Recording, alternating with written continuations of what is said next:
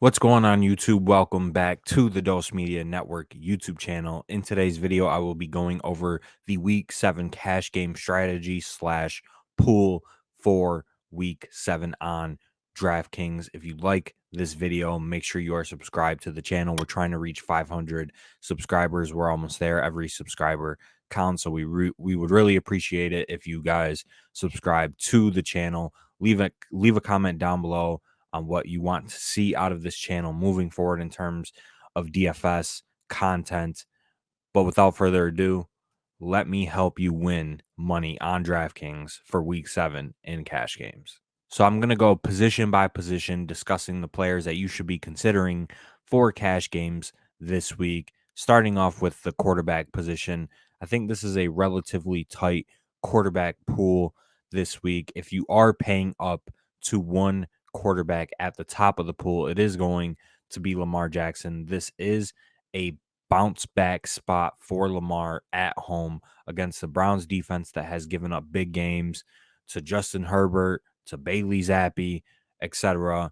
And Lamar Jackson, we have not seen him have a ceiling game in a few weeks. Obviously, 43 points against New England. We know those ceiling games are well within the range of outcomes. It looks like Mark Andrews is going to be healthy and ready for this game. Rashad Bateman's status is still questionable, so we'll have to wait and see if he's back. But nonetheless, Lamar Jackson should have all of his weapons outside of J.K. Dobbins, who is out for the next 4 to 6 weeks. And at home against the Browns, 8,000 on DraftKings. The rushing floor is incredibly high with Lamar, as you could see on the screen, 50-plus rushing yards in every game but one this year. The touchdown upside is extremely high, and this is just a player where the touchdowns are all going to be ran through him, whether that be through the air or on the ground. And at 8K, I think he is a fine cash game play. I think the field is going to gravitate towards Geno Smith, though, at 5,600. Geno Smith is projecting to be one of the highest owned quarterbacks on this Week 7 slate. It's a good spot coming off of a disappointing game against the Cardinals at home.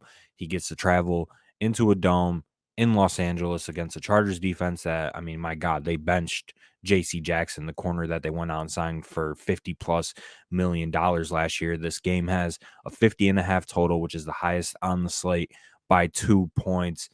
It's just a beautiful game environment. You know who to stack with Geno Smith and Tyler Lockett and DK Metcalf, and both of those players are in cash game consideration. So from a projection standpoint, Geno Smith is going to project as one of the best quarterback plays on the board.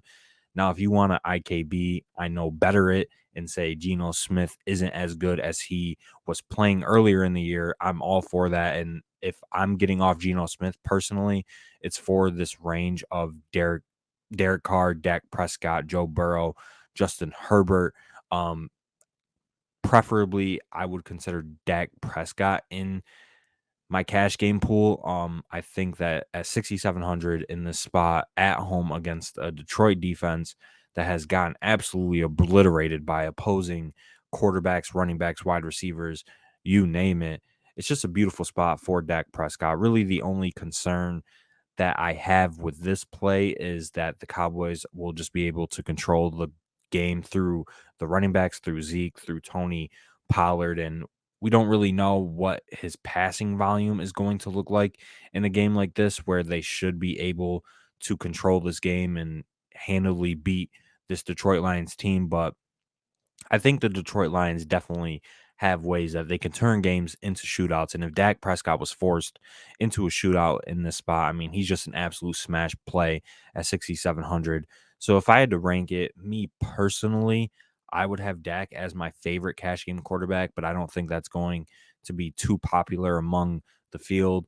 Then I would have Lamar Jackson as my second favorite and then Geno Smith as my third favorite, just because personally I believe that Geno Smith's efficiency will not be sustainable long term. And I think we saw the start of that last week against the Cardinals. So Dak Prescott would be my favorite quarterback play for cash games, but Lamar Jackson and Geno Smith are going to be the chalk. So if you want to roll with the field, you play one of those two guys. If you don't, and you trust me, you play Dak Prescott. All right, moving on to the running back position. I think this is a relatively condensed running back pool once again this week. I don't think you are considering more than 4 or 5 running backs for cash games. I think that in terms of the lineup construction in general, you could play 3 running backs depending on the build that you run. You could play 2 running backs and 4 wide receivers. I don't have a lean either way, but taking a look at who I think is an auto lock into your cash game lineups, I mean, it's definitely Josh Jacobs. This is just the absolute nut spot for Josh Jacobs. If he busts, oh well. He's still a good play from a process standpoint. As you can see here, he's involved in the passing game. His usage has been off the charts. He's basically relegated, Zamir White, Amir Abdullah into being guys that will only come in if Josh Jacobs gets hurt. He's at home as a home favored running back against the Houston Texans, one of the worst defenses in the NFL. You could really poke no holes in this Josh Jacobs play, and he's actually been very efficient, as you could see on the screen. In 4 out of his 5 games, he's averaged more than 5.1 yards per carry.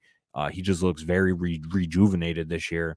And at 6,500, I mean, he's just too cheap for his current role in this Raiders offense. So Josh Jacobs is an auto lock. If you're not playing Josh Jacobs, you could send me a head to head on Draftkings. I think some other running backs you should be considering for cash this week. I think Kenneth Walker at 5,800 is going to project as one of the best running back values on the board. Kenneth Walker, you can easily project for 18 to 22 touches, maybe some work in the passing game, as we saw here 3 targets, 2 catches.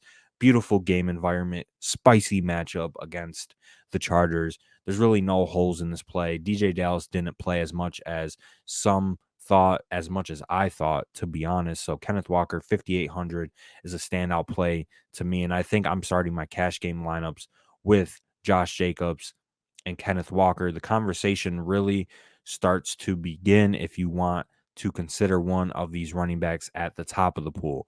So Joe Mixon, Leonard Fournette, or Austin Eckler would be the 3 guys, in my opinion, that are in cash game consideration, along with Kenneth Walker and Josh Jacobs. I think Austin Eckler is probably going to be the chalkiest of the bunch at 8,300, just for all the reasons that I said with Kenneth Walker. You could say the same for Austin Eckler. He has one of the best roles in the NFL, as you could see on the screen, upside of 10, 15 targets a game. He leads the NFL at the running back position in terms of catches. The volume is going to be there. The touchdown upside is extremely high, and the Chargers offense is one of the best in the league, and they have the highest implied team total on this week 7 slate. So Austin Eckler is a very, very good play this week. I don't mind him if you want to run him in 3 running back builds. I think Joe Mixon and Leonard Fournette are both very, very good plays as well. Joe Mixon in a potential favorable game script against this Falcons defense that sneakily hasn't been as bad as some people might think.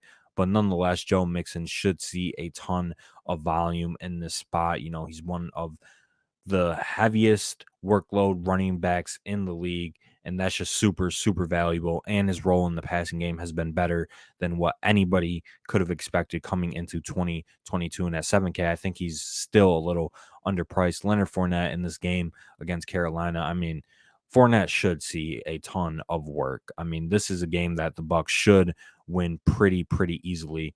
And in games where the Bucs are up and controlling the game, Leonard Fournette is going to see a very voluminous role. And at 7,700, I think he's in cash game consideration.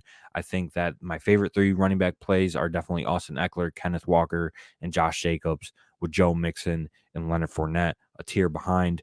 But that pretty much sums up the running back position. I don't think you are considering anybody but those 5 players at the running back position. Moving on to wide receiver.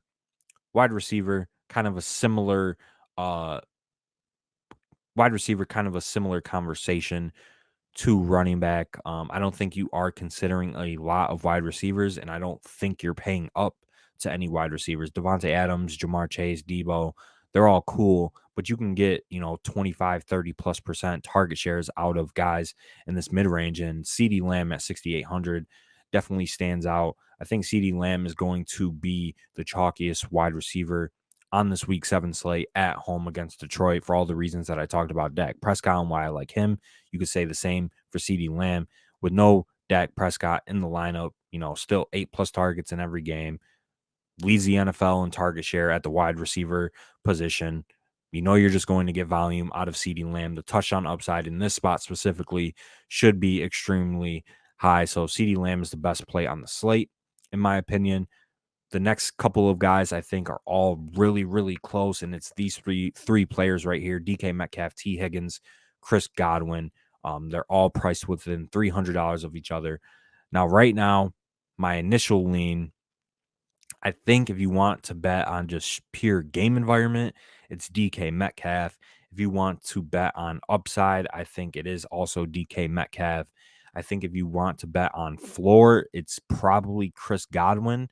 And I think T. Higgins is kind of in the middle where, this is a game that the Bengals should be able to control, and Joe Burrow's passing volume should be way down, and the Bengals usually just want to kind of manage their way through games and, not let this offense cook. So I think T. Higgins would be the worst of the three, but he's still a great play nonetheless. And, if you're looking at projections, Godwin is going to project the worst from a potential blowout standpoint. And I don't know. I just think this is a very, very good spot for the Bucs offense. So I kind of want to be in on Chris Godwin, but nonetheless, you're probably considering one of these three guys. And, if I had to rank it, I think I would rank it Chris Godwin, DK Metcalf, and T. Higgins as my favorite. Taking a look at some of the players in this range, I think Tyler Lockett at 5,800 definitely stands out.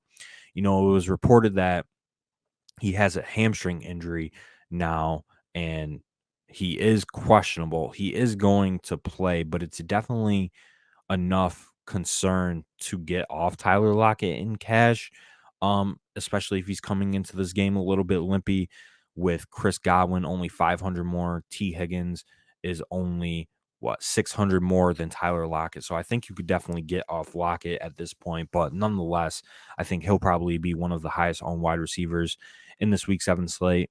Other than those guys, I don't think you're really considering too many guys cheaper. With the pay down options at tight end and quarterback and some of the value running backs, there's really no need to play a value wide receiver on this slate. I mean, you can consider Romeo Doubs or DJ Moore or Alec Pierce or somebody along those lines, but personally, I think that's bad process. So I will not be going that route. I will be playing 3 or 4 of Tyler Lockett, Chris Godwin, T. Higgins, CeeDee Lamb, and DK Metcalf on this week 7 slate. Moving on to the tight end position, easy week. I love these weeks at tight end. We have a ton of paydown options, to be quite honest. We have Foster Moreau with no Darren Waller at 2,800. He's going to project as one of the best tight end values on the board this week in a nut spot against Houston. We have Kate Otten at 2,700, nut spot against Carolina, a game where the Bucs should put up 30+ points against this horrible Panthers team, and they should be able to win this game very, very easily.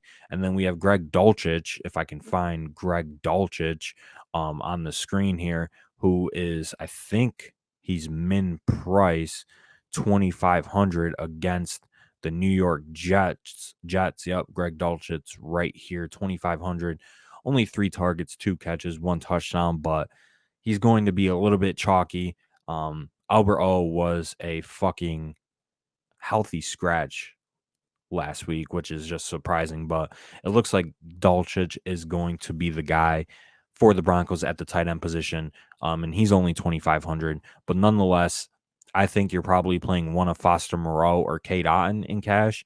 I personally prefer Kate Otten just for the potential pass volume that the Bucs will have in this spot. But Moreau is still a standout play at 2,800, and this is a very easy cash game tight end week. So you're playing one of Kate Otten or Foster Moreau. You could really choose. I think both are going to be pretty equal plays when the games end up finishing. So yes, that is going to be it. So that is going to be it for this cash game video for week 7. If you enjoyed it, please make sure you subscribe to the channel. We will be live streaming tonight at 10 o'clock Eastern. Make sure you tune into that. I will see you guys next week.